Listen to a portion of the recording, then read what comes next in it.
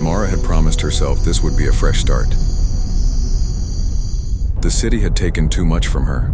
Sleep, peace, even her own mind.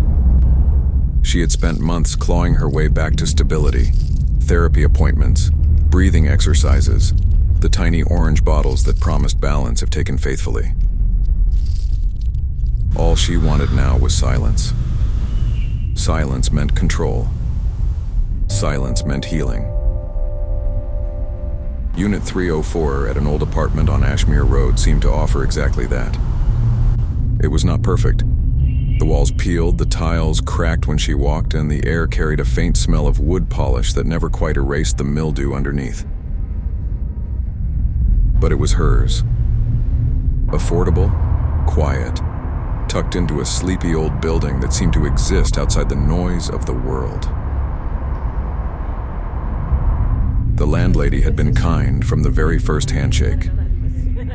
"You'll be safe here," she had promised, pressing warm bread into Mara's hands as if to anchor her with kindness. But the husband was different. He was polite, yes, but always distant, always carrying a hammer.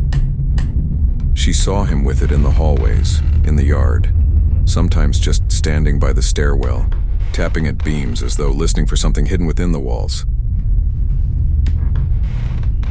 The first week passed uneventfully. Mara brewed her tea, unpacked her books, and allowed herself to breathe in the quiet.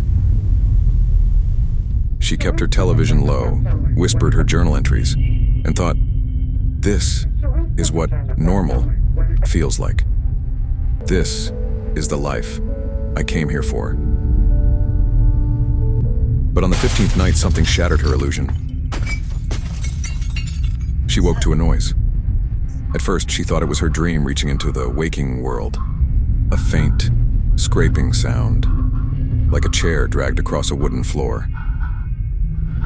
Then it came again, louder this time, vibrating the ceiling above her bed. She sat upright, heart pounding. The noise was coming from directly overhead. Mara's mind raced. She felt uneasy.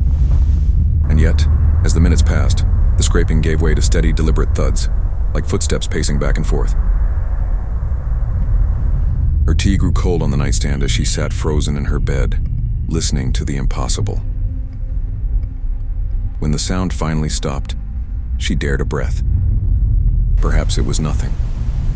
Perhaps her old fears had followed her here after all. But as she lay back down, one thought refused to loosen its grip.